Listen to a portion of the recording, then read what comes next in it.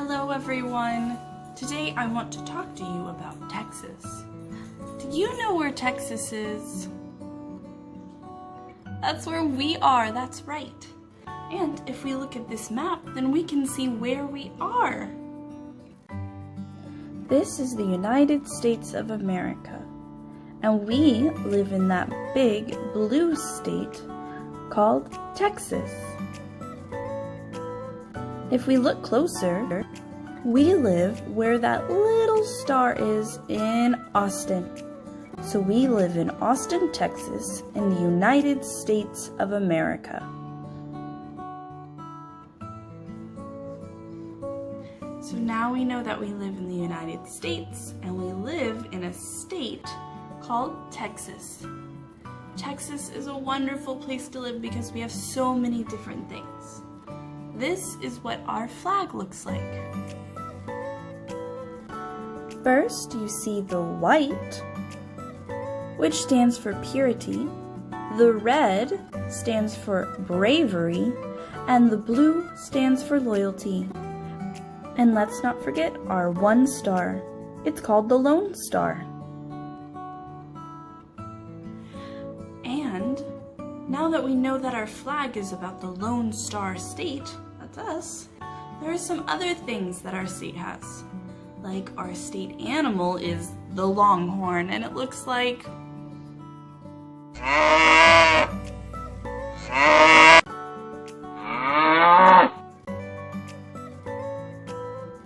look at those long horns. Have you ever seen a longhorn before? You have? Oh. They are very, very big. They're cows, so they go moo. But they're special because they have such long horns.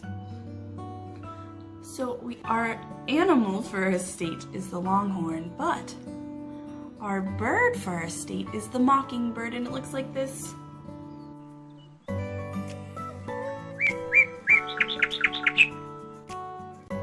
The reason it's called the mockingbird is because it listens, uses its listening ears, to hear other birds and makes the same sound as them, so it sounds like other birds. That's what mocking means. It's to repeat something that you've heard. One of the most special things about our state, Texas, is that we have beautiful wildflowers. And we've been looking at those wildflowers on our nature walks, but I want to tell you some important stories for some of those flowers. And the three we're going to talk about today is the Indian blanket, the Indian paintbrush, and our state flower, the bluebonnet. This is what the Indian blanket looks like. The legend of the Indian blanket is that a woman made a blanket out of yellow and red thread for her husband and her daughter.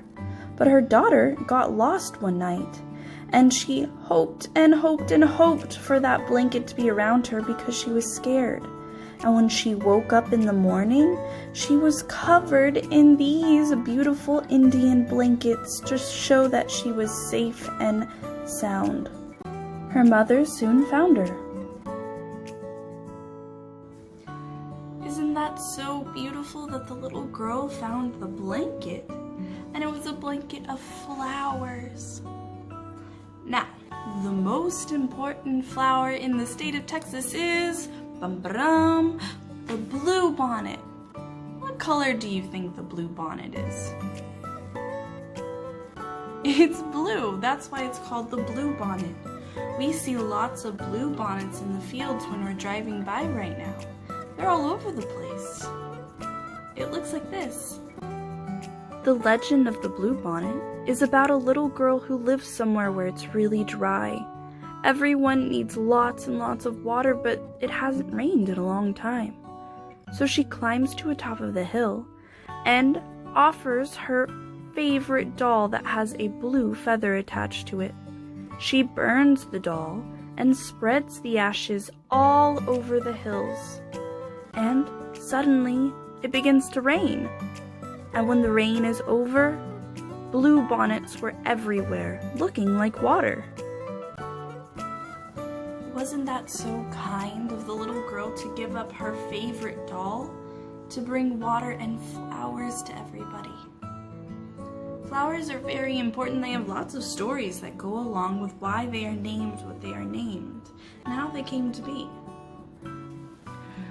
Now let's talk about the Indian paintbrush.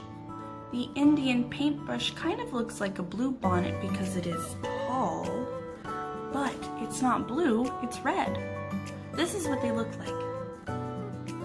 The legend of the paintbrush is that a little boy named Gopher wanted to help his tribe, but he was only really good at painting.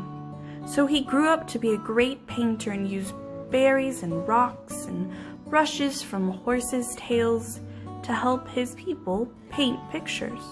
But he wanted to paint the sunset, and he couldn't find all the colors. Until one day he heard someone speak to him and said, "Go to the hill where you usually watch the sunset, and there the colors will be." When he got there, he found all sorts of paintbrushes all over the hill and painted the sunset.